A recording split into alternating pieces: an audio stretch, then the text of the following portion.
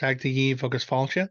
Hi, hello, and welcome. It is John O'Sullivan from the Irish Pagan School, and we are here with our weekly check-in, coffee chat, and talk. So today I'm going to take a bit of time to answer an interesting, or to speak to an interesting question that popped up in our community, which is, how do you tell pagan elders that they're wrong? But before we dive into that, I'd like to remind you that we do have that free resource available for you down below in the video description or the audio description, wherever you're listening to this. It is a link that gets you onto our mailing list, but it also then gets you a free download of good resources, resource recommendations from the Irish Pagan School. And, that really does link into our conversation today, because not all resources are the same. Not all resources have the same value. Not all resources have the same investment in academic research, or in kind of, going to source, or exploring bias, or even being presented by an individual who lives authentically and ethically. So, yeah, when we have so many bad resources out there, we like to try and combat that as much as we can and point to a list of what we can stand over and say are good resources. So please do join us on our mailing list and pick up that resource. But as I was saying, yeah, not all resources are the same. Not all kind of information out there can be counted on, can be taken at face value, can be kind of believed. And with the advent of kind of AI generated content, and how that is going to change the shape of like data creation, data management, it's worth kind of having a conversation about it and being aware of it, and then holding, shall we say, a better kind of standard for ourselves when it comes to our inquisitiveness, and yeah, I will say a little bit of skepticism as well.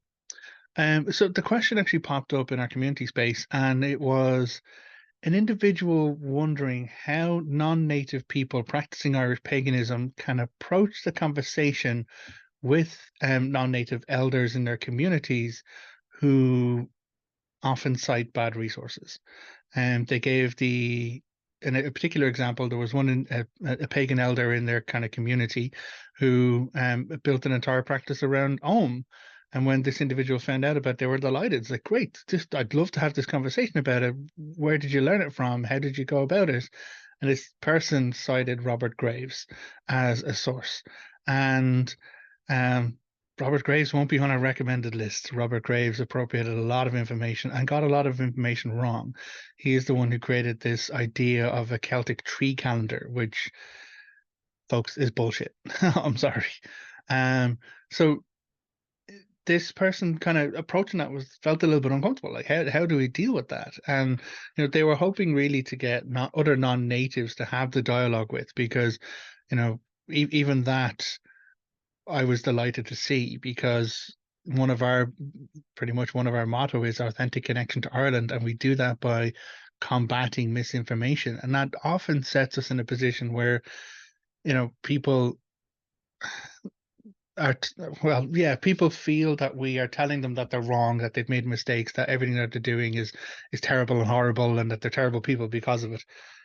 That's never the case. Like, what it really comes down to is providing better information. And um it was a nice kind of query when it popped up in the group. I was delighted to see it, and delighted to see that there has been a lot of interaction around how to do it.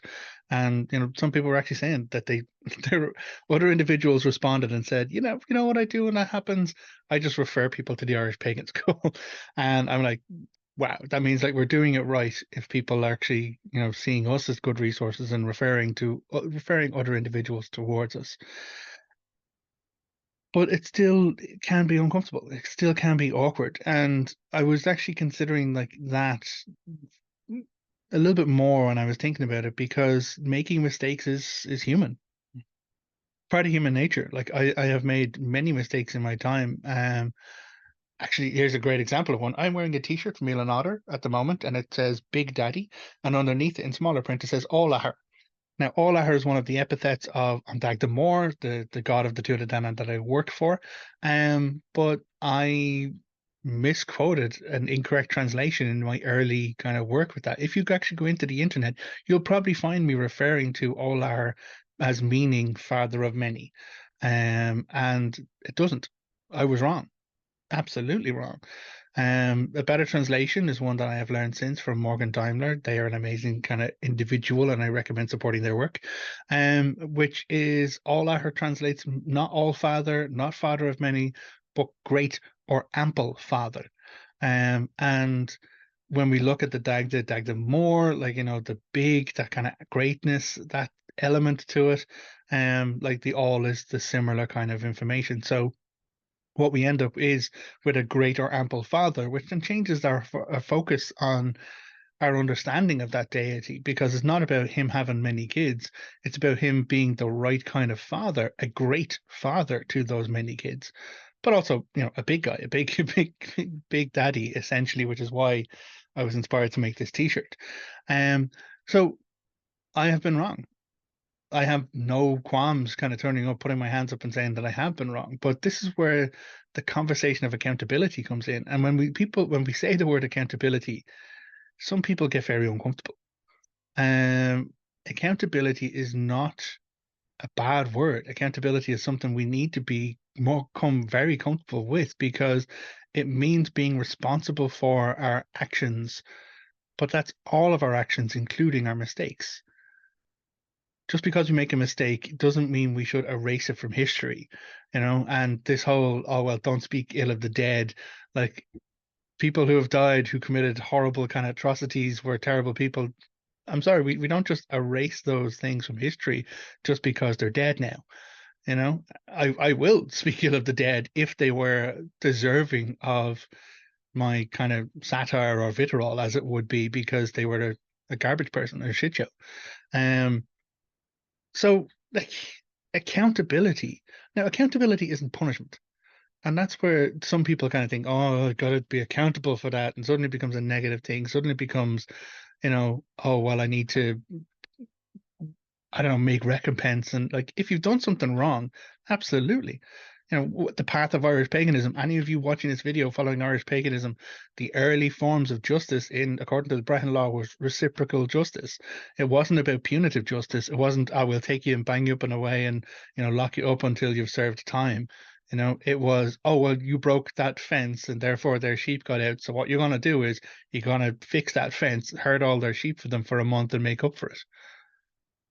Oh, and that sheep then grazed someone else's field, so you're going to have to clean and help kind of seed that field for the next year.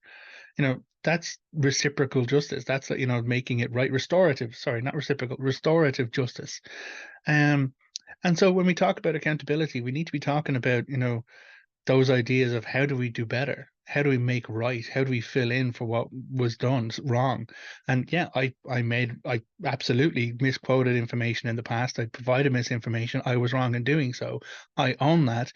And the way I make up for it, the way I restore it, is I wear a t-shirt and remind people that, like, all I heard is Big Daddy, great or ample father, and I make sure that I'm not wrong going forward.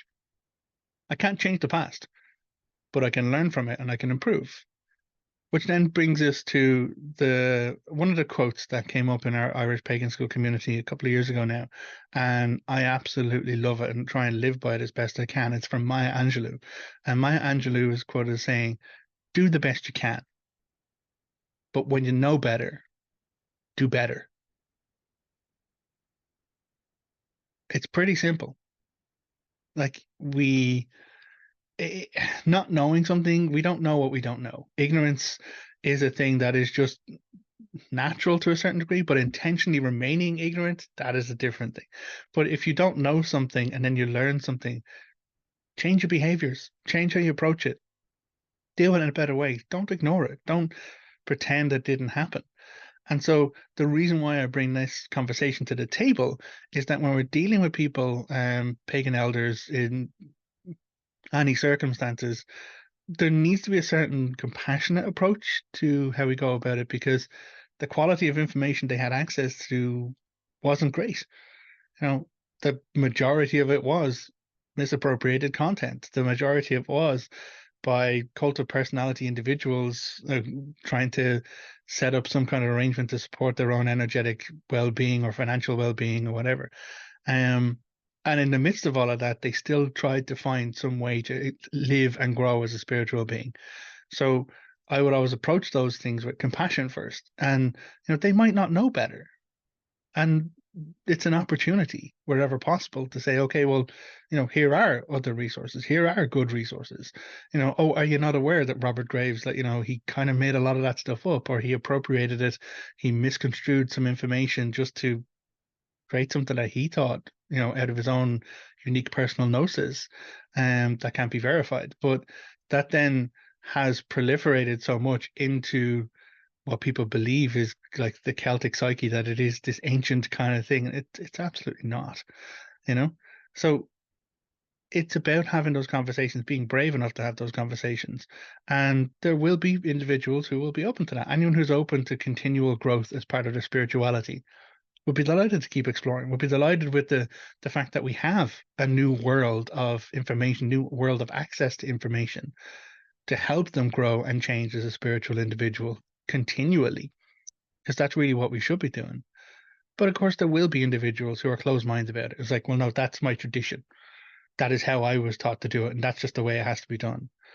I remember having a conversation, and there was a rather heated disagreement, and I was like, well, no, this is our ritual practice. This is our traditional practice. And I was like, okay, well, I understand that, but you do know that it's based on false information, or it's based on appropriated information. And the person wasn't budging on it. I was like, okay, well, listen, I'll have to leave it going. I was like, no, no, my tradition, it's my tradition. I was like, okay. And then then they kind of told us, like, we've been doing this for 30 years. It's a tradition. I was like, oh, right, okay. So your 30 years overrules like the hundreds of thousands of years of, like, previous information, because it's personally spiritual to you. And that's really where people get stuck, when, like, people don't like being told they're wrong or that they've made a mistake. But we really need to change our mindset around that. We need to be open to learning, and that includes learning from our mistakes. We don't like it. We get uncomfortable when people are like, "Oh, you do know you made a mistake there." It can sometimes come down to the approach. If someone like comes to me and is like, "John, actually, like Morgan did, actually, Morgan was like, you've got that translation wrong," and I was like, "Oh, great. What? How do I learn and do better?" But if someone was like, "Yeah, you're a fucking idiot, made all like," instantly going to get my back, but that doesn't invalidate the fact that I made a mistake. And so making mistakes are part of human nature. It just is. But learning from mistakes and doing better is a huge opportunity for growth. And that is one thing we will always encourage at the Irish Pagan School, in all of our communities. Like, it's okay to be wrong.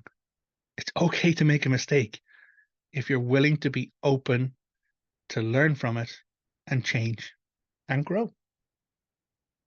So that is our chat there for today. I will remind you again, if you are looking for a list of good resources as recommended by the Irish Pagan School, pop down into the description below, grab the link, join our mailing list, where you get on a couple of emails a week from us letting you know what's going on, what other free resources we're giving out on a regular basis, and what upcoming classes or events we're doing at the school.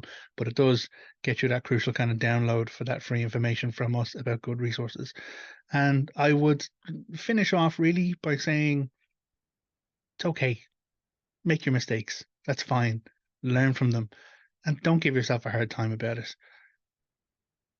Until next time, look after yourself. Take care. Agus Slán. Bye.